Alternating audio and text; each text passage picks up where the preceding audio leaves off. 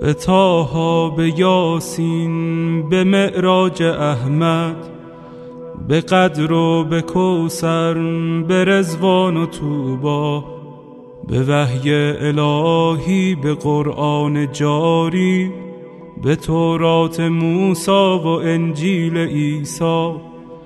بسی پادشاهی کنم در گدایی، چو باشم گدای گدایان زهرا.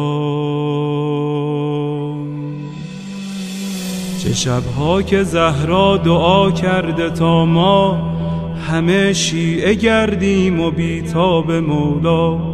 غلامی این خانواده دلیل و مراد خدا بوده از خلقت ما.